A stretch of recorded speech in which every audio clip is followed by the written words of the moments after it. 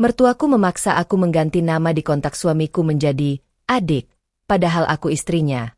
Aku menuruti permintaan aneh itu selama sebulan, sampai suatu malam suamiku pulang membawa seorang perempuan dan ibu mertua langsung menyuruhku bersembunyi di dapur, seolah aku bukan menantu, melainkan seseorang yang tidak boleh dilihat orang itu. Begini kisah selengkapnya, tapi sebelum kita lanjut ke ceritanya, alangkah baiknya subscribe dulu channel ini, nyalakan lonceng notifikasinya, agar saya semangat untuk menghadirkan cerita yang lebih menarik lagi, dan jangan lupa absen di bawah. Kalian dari kota mana saja? Jemari tangan kanan terasa gemetar hebat sewaktu menekan tombol simpan di layar ponsel milik Mas Randy. Layar menyala redup di dalam kamar tidur kami yang sepi, menampilkan nama kontak baru yang baru saja kubah sesuai perintah mutlak ibu mertua. Adik. Air mata hangat menetes perlahan tanpa suara, jatuh tepat di atas permukaan kaca ponsel yang dingin. Ibu mertua berdiri tepat di samping tempat tidur, menyilangkan kedua tangannya di dada dengan tatapan dingin tanpa sedikit pun rasa iba. Beliau beralasan perubahan nama kontak itu demi kebaikan bisnis keluarga dan menjaga perasaan rekan kerja Mas Randy yang ingin menjodohkannya dengan putri seorang pengusaha kaya. Beliau berjanji situasi ini hanya formalitas sementara. Namun setiap detiknya terasa seperti belati yang merobek harga diriku sebagai seorang istri sah. Mas Randy hanya duduk membisu di sudut ranjang, menunduk dalam tanpa berani membela keberadaanku atau menatap mataku sama sekali. Suasana kamar terasa sangat mencekam, seperti mengurung sebuah rahasia besar yang siap meledak kapan saja. Malam itu menjadi titik awal dari sebulan penuh kepura-puraan yang mengikis habis sisa kebahagiaan di rumah tangga kami. Sebulan berlalu dengan rasa sesak yang kian menggebu di dada. Setiap kali ponsel Mas Randy berdering di atas meja makan, hatiku selalu mencelos mendapati layar yang menampilkan nama Adik, ketika aku mencoba meneleponnya dari dapur. Ibu mertua semakin gencar melancarkan aksinya, bersikap seolah-olah aku hanyalah seorang asisten rumah tangga yang kebetulan menumpang tinggal di rumah megah ini. Puncak kekejaman itu terjadi pada suatu malam Kamis yang basah oleh hujan deras. Suara deru mobil Mas Randy terdengar memasuki garasi, disusul gelak tawa seorang wanita asing yang asing di telingaku. Belum sempat aku melangkah keluar dari kamar untuk menyambut suamiku, ibu mertua tiba-tiba menyambar lenganku dengan cengkeraman yang sangat kuat dan kasar. Wajahnya terlihat begitu panik sekaligus penuh ancaman saat menyeretku paksa menuju area dapur belakang yang gelap dan dingin. Beliau berbisik tajam tepat di depan mukaku, memerintahkanku untuk terus bersembunyi di balik pintu pantry dan melarang keras diriku menunjukkan batang hidung sampai tamu tersebut pulang. Dari balik celah pintu yang sempit, mataku menyaksikan Mas Randy berjalan masuk bersama seorang perempuan bergaun mewah bernama Clara, sosok anak pengusaha kaya yang selama ini dijodohkan oleh ibu mertua. Dada ini rasanya dihantam batu besar sewaktu melihat Mas Randy tersenyum canggung tanpa berani menolak perlakuan ibunya yang terus mengenalkan rumah ini seolah Mas Randy masih lajang. Malam itu, aku tersudut di lantai dapur yang dingin, memeluk lututku sendiri sembari menahan isak tangis agar suara lukaku tidak terdengar sampai ke ruang tamu dari balik kegelapan area pantry dapur. Mataku memperhatikan setiap gerak-gerik mereka dengan dada yang makin bergemuruh hebat. Suara tawa Clara yang renyah beradu dengan denting cangkir teh yang disajikan sendiri oleh ibu mertua dengan penuh kehangatan. Sebuah kehangatan yang tak pernah sekalipun beliau tunjukkan kepadaku sejak hari pertama aku menginjakan kaki di rumah ini. Yang paling menyayat hati adalah sikap Mas Randy. Suamiku itu hanya tertunduk kaku, sesekali melempar senyum tipis yang dipaksakan setiap kali Clara menyentuh lengan kemejanya secara manja. Tidak ada sedikit pun raut ketegasan atau usaha untuk menjelaskan status pernikahan kami yang sah di mata hukum dan agama. Rasa sakit yang menumpuk selama sebulan terakhir mendadak berubah menjadi gelombang kekecewaan yang teramat sangat berat.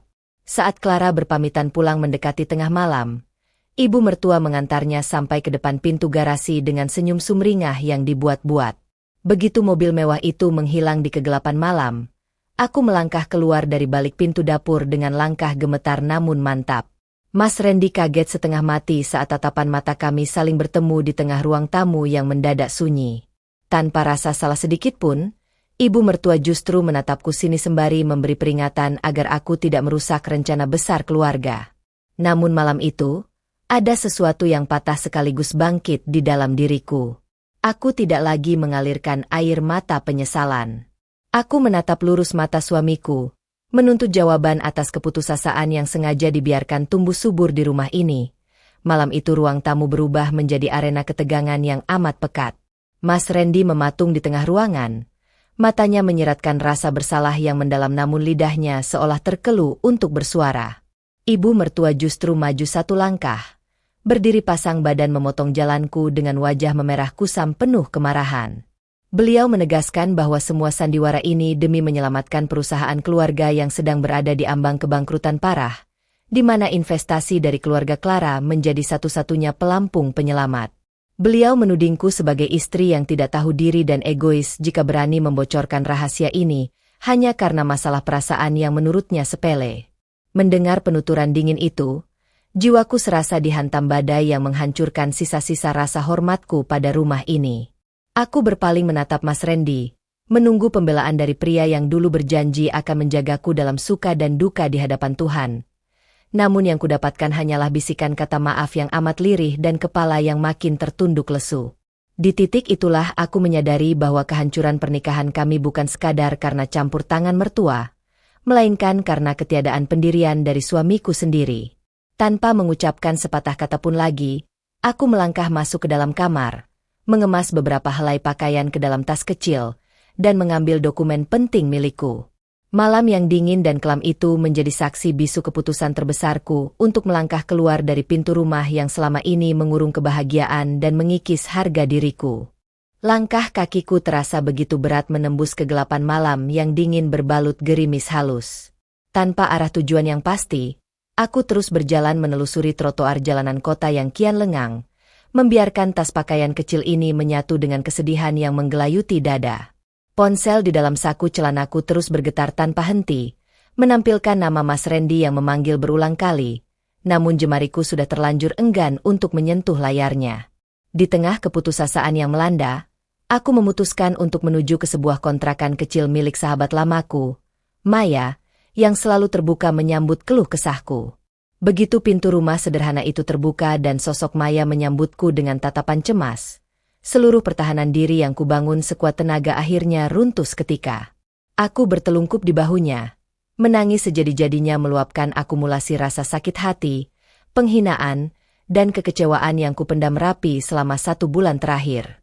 Maya mendengarkan seluruh ceritaku dengan derai air mata dan amarah yang membumbung tinggi atas kelakuan dingin keluarga suamiku. Malam itu, di bawah atap kontrakan yang sederhana namun penuh ketulusan, aku mengikrarkan janji pada diriku sendiri untuk bangkit dan berdiri di atas kakiku sendiri. Aku tak boleh terus meratapi nasib atau menjadi korban dari ambisi jahat orang lain. Ini adalah titik balik di mana aku harus menemukan kembali harga diri dan identitas yang sempat terenggut dari hidupku. Keesokan harinya, sinar matahari pagi yang menembus jendela kamar Maya menjadi saksi dari tekad baruku untuk mengundi nasib. Aku menyapu bersih sisa air mata dan mulai merapikan berkas-berkas lamarku untuk mencari pekerjaan apa saja demi bertahan hidup secara mandiri. Beruntung, sebuah perusahaan manufaktur tekstil skala menengah membuka lowongan untuk posisi staf administrasi keuangan, bidang yang pernah kupelajari sewaktu kuliah dulu. Dengan penuh percaya diri dan penampilan seadanya, aku mengikuti proses wawancara yang berlangsung cukup ketat di kantor tersebut. Sang manajer HRD terkesan dengan ketelitian dan kejujuran yang kuperlihatkan selama proses seleksi berlangsung, hingga akhirnya memberikan kesempatan bergabung hari itu juga. Di sisi lain, kehidupan di rumah megah mantan rumah tanggaku mulai goyah tanpa keberadaanku yang selama ini mengurus segala kebutuhan harian secara diam-diam. Mas Randy mulai merasa kehilangan sosok istri yang selalu menyambutnya dengan senyuman tulus di tengah gumpalan kebohongan yang ditata oleh ibunya sendiri. Namun, ibu mertua justru semakin gencar mendorong Mas Randy untuk segera melamar Clara agar dana investasi raksasa yang dijanjikan keluarga pengusaha itu bisa segera cair ke rekening perusahaan mereka. Mas Randy terjebak di antara rasa bersalah yang teramat mendalam dan tekanan hebat sang ibu yang tak kenal rasa iba demi menyelamatkan ambisi harta. Bulan-bulan pertama bekerja menjadi pembuktian atas dedikasi dan integritas yang kumiliki di tempat kerja yang baru. Etos kerja yang tinggi serta ketelitianku dalam membenahi sistem pencatatan keuangan yang sempat kacau membuat pimpinan perusahaan menaruh kepercayaan besar padaku. Kehidupanku perlahan membaik. Senyum yang dulu sirna kini mulai kembali menghiasi wajahku setiap kali aku menyelesaikan tanggung jawab pekerjaan dengan baik. Namun, Ketenangan hidupku mendadak terusik ketika suatu siang sebuah mobil mewah berhenti tepat di depan gedung kantor tempatku bekerja. Sosok wanita parubaya dengan pakaian serba mahal melangkah keluar dari kendaraan tersebut dengan raut wajah yang membendung amarah yang sangat besar. Ia adalah ibu mertua. Beliau mendatangi tempat kerjaku tanpa rasa malu, menuduhku sebagai wanita jahat yang sengaja menyembunyikan dokumen-dokumen penting milik Mas Randy, hingga membuat urusan administratif perusahaan keluarga mereka terhambat. Pertengkaran kecil tak terelakkan di area lobi kantor, yang mulai dipadati oleh rekan-rekan kerjaku yang menatap bingung ke arah kami. Ibu mertua bahkan berteriak memintaku untuk tidak merusak pertunangan Mas Randy dan Clara yang akan digelar dalam waktu dekat. Namun, kali ini aku tidak lagi bersembunyi di balik pintu dapur atau menunduk ketakutan seperti dulu. Aku berdiri tegak menatap matanya dengan penuh ketegasan, menyangkal semua tuduhan palsu itu di depan umum. Ketegasan yang kutunjukkan di lobi kantor berhasil membuat ibu mertua bungkam dan terpaksa pergi dengan rasa malu yang amat sangat. Pimpinanku yang menyaksikan ketenanganku dalam menghadapi tuduhan tak berdasar itu justru semakin yakin akan profesionalisme dan kejujuran karakter yang kumiliki. Beberapa minggu kemudian, kabar tentang rencana pertunangan Mas Randy dan Clara semakin gencar terdengar melalui lingkaran pertemanan lama. Mas Randy yang semakin tertekan oleh rasa bersalah nekat mendatangi tempat kontrakanku secara diam-diam pada suatu malam yang sepi. Pria yang dulu bersikap dingin itu kini berlutut di depan pintu rumah sederhana ini dengan mata memerah dan wajah yang tampak sangat lesu tertekan. Ia menangis memohon maaf atas segala kelemahan dan ketidakberaniannya membela statusku di hadapan ibunya sendiri selama berbulan-bulan. Mas Randy mengaku bahwa hatinya sama sekali tidak ada untuk Clara, dan setiap sudut rumah megah itu hanya mengingatkannya pada bayang-bayang kebaikanku yang telah diinjak-injak. Namun, penyesalan yang datang terlambat itu tidak lagi mampu menggoyahkan dinding keteguhan hati yang telah kubangun dari puing-puing rasa sakit. Aku mendengarkan kalimat permohonan maafnya dengan dada yang lapang, tetapi dengan halus menolak untuk kembali ke dalam lingkar pernikahan yang tidak berlandaskan rasa saling menghormati dan kejujuran. Penyesalan seringkali datang ketika sesuatu yang berharga telah benar-benar pergi dari genggaman. Memaafkan adalah proses menyembuhkan luka diri, namun tidak selalu berarti harus kembali pada hubungan yang telah merusak jiwa. Penolakanku malam itu menjadi pukulan telak yang menyadarkan Mas Randy akan betapa dalamnya luka yang telah ia goreskan di hatiku. Di sisi lain, hari pertunangan megah antara Mas Randy dan Clara yang dirancang penuh ambisi oleh ibu mertua akhirnya tiba juga. Acara tersebut digelar di sebuah hotel berbintang 5 dengan menghadirkan deretan pengusaha terkemuka serta media massa lokal. Ibu mertua tampil dengan sangat anggun dan tersenyum lebar, merasa bahwa kemenangan finansial dan ambisi sosialnya sudah berada tepat di depan mata. Namun, di tengah-tengah prosesi penyematan cincin pertunangan yang disaksikan puluhan pasang mata, sebuah kejutan besar yang tak disangka-sangka terjadi. Clara berdiri dari tempat duduknya dengan wajah dingin dan menyuruh asisten pribadinya memutar sebuah rekaman video di layar besar ballroom hotel tersebut. Rekaman itu memperlihatkan bukti transaksi keuangan ilegal dan manipulasi laporan perusahaan milik keluarga Mas Randy yang sengaja dilakukan oleh ibu mertua untuk menutupi utang-utang pribadi beliau.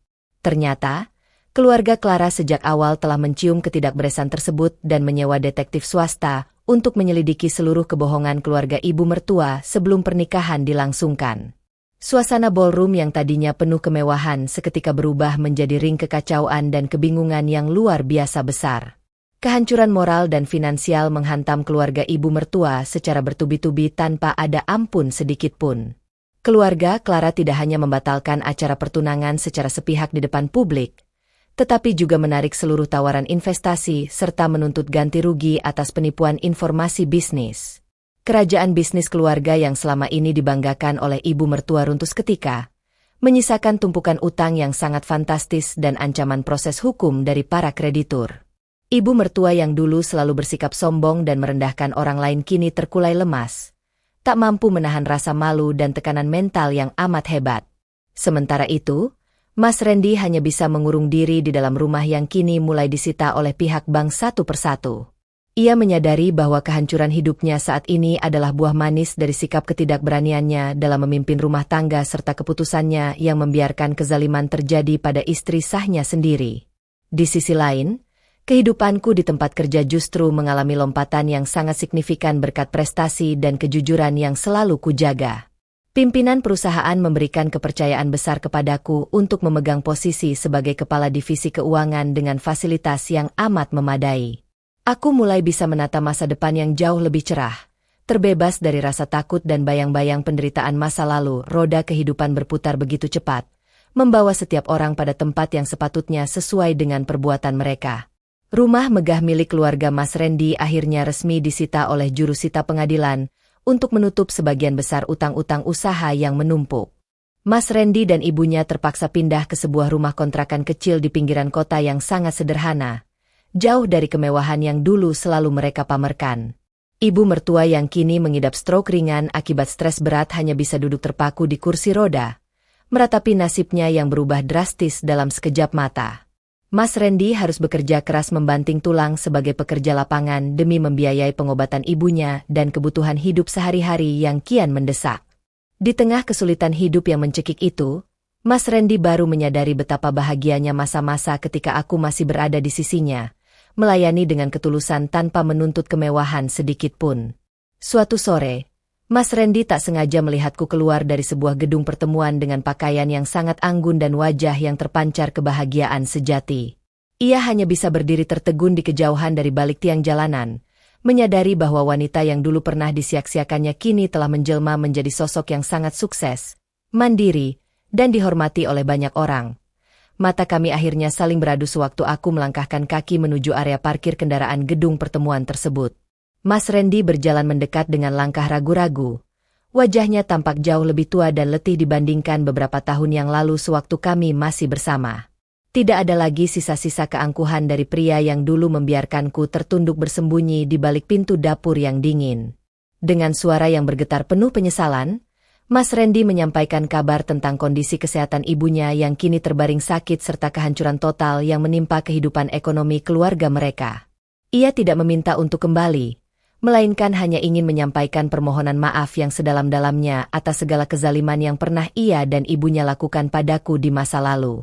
Mendengar penuturan jujur dari pria yang pernah mengisi hatiku itu, tidak ada lagi rasa dendam atau benci yang tersisa di dalam dadaku. Pengalaman pahit di masa lalu telah mendewasakanku untuk memahami bahwa mengampuni adalah cara terbaik untuk membebaskan jiwa dari beban kehitaman. Aku tersenyum tipis, menerima permohonan maafnya dengan tulus, dan memberikan sedikit bantuan keuangan untuk membantu biaya pengobatan ibu mertua sebagai bentuk kemanusiaan. Keikhlasan untuk memaafkan kesalahan orang lain adalah tingkatan tertinggi dari kedewasaan jiwa. Memaafkan tidak mengubah masa lalu yang kelam, tetapi memberikan kebebasan dan kedamaian penuh bagi masa depan kita. Tindakan kemanusiaan yang kutunjukkan siang itu menjadi pelajaran moral yang amat berharga dan menyentuh dasar sanubari Mas Randy serta ibunya. Ketika Mas Randy menceritakan bantuan dan ketulusan hatiku kepada ibunya yang terbaring lemah di atas tempat tidur kontrakan mereka, air mata penyesalan menetes deras dari kedua mata tua wanita tersebut. Ibu mertua menyadari betapa buruknya penilaian beliau di masa lalu yang hanya memandang manusia dari kilatan harta dan status sosial semata. Beliau menyesal telah menyia-siakan seorang menantu tulus yang justru menjadi satu-satunya orang yang masih peduli di saat semua rekan bisnis kaya mereka berpaling pergi. Sementara itu, kehidupanku bergerak maju ke arah yang semakin positif dan penuh dengan berkah kebaikan.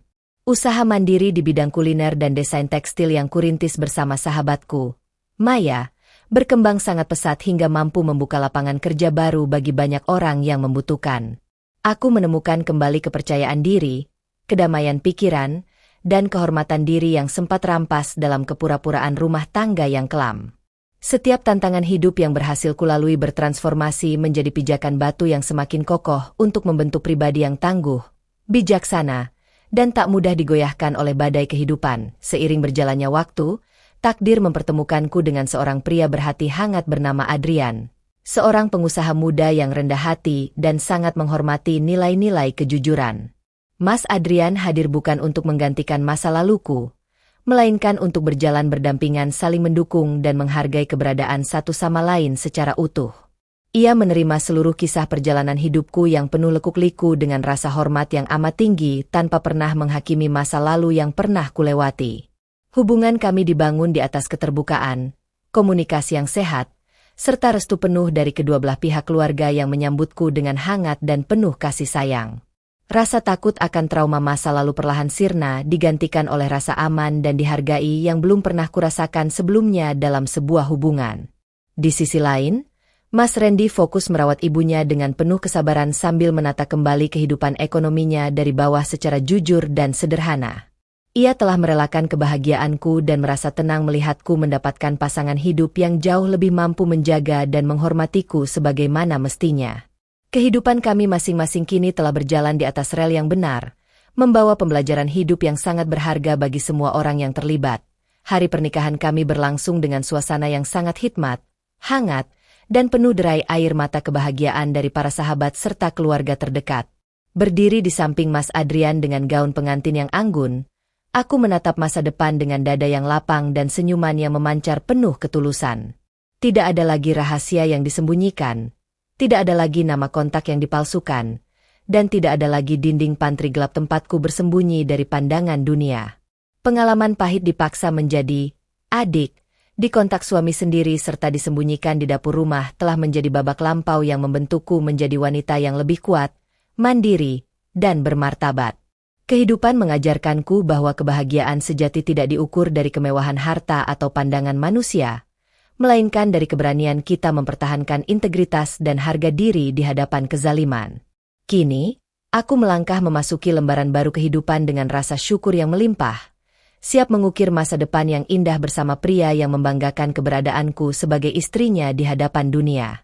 Setiap luka masa lalu telah terobati sepenuhnya, menyisakan kebijaksanaan hidup yang akan selalu kujaga sepanjang usia. Jangan pernah takut untuk melangkah keluar dari situasi atau hubungan yang merendahkan martabatmu sebagai manusia.